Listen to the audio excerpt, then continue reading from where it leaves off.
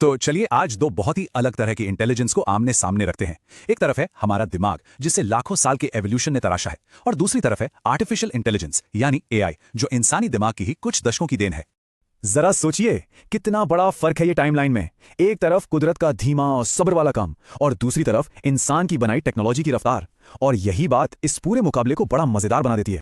तो सवाल यही उठता है कि असली बाजी कौन मारता है। इस पूरी पड़ताल में हम इन दोनों की ताकत को आमने सामने रखकर देखेंगे। चलिए गहराई से समझते हैं।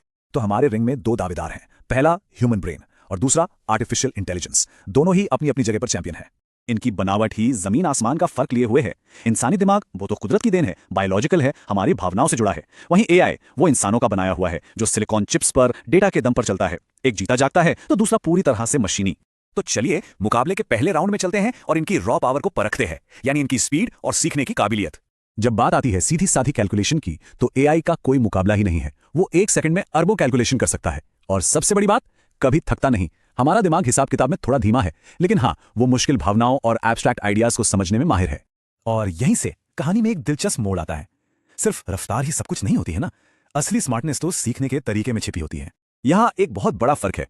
एआई को सीखने के लिए लाखों करोड़ों डेटा पॉइंट्स चाहिए, उसे बाकायदा ट्रेन करना पड़ता है। दूसरी तरफ इंसान, वो तो बस कुछ ही उदाहरणों से सीख जाता है।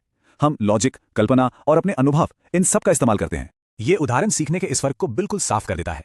इंसानी दिमाग कितनी तेजी से और कुशलता से पैटर्न समझता है, वो काम करने के लिए एआई को बहुत बहुत ज्यादा डेटा चाहिए होता है। पर असली खेल तो अब शुरू होता है, भावनाओं और सच्ची क्रिएटिविटी के मैदान में।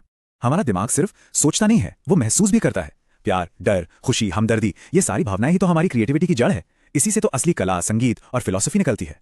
हाँ, एआई भी आर्ट और पोएट्री बना सकता है, पर वो सिर्फ सीखे हुए पैटर्न की नकल कर रहा है। वो उस आर्ट के पीछे की भावना को महसूस नहीं कर सकता। ये एक बहुत ही सोफिस्टिकेटेड कॉपी है, असली एहसास नहीं।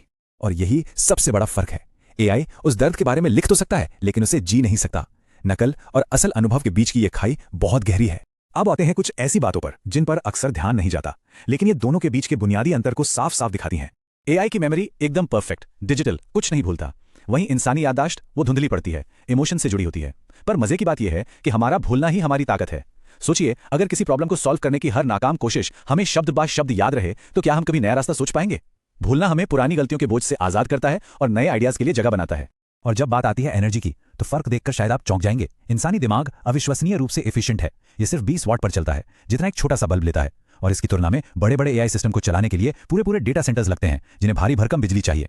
ये लाइन एनर्जी की खपत के इस विशाल अंतर को पूरी तरह से साफ कर देती है। कुदरत की इंजीनियरिंग का कोई जवाब नहीं। तो सारे राउंड्स देखने के बाद अब वक्त है फाइनल फैसले का। आखिरकार कौन जीतता है ये मुकाबला? अगर एआई की जीत देखें तो वो साफ है। स्पीड में, भारी मात्रा में डेटा को प्रोसेस करने में, एक ही काम को बिना थके बार बार करने में, और जहां नियम तय हो वहां एकदम सटीक काम करने में। लेकिन इंसानी दिमाग जीतता है उन चीजों में जो हमें असल में इंसान बनाती हैं।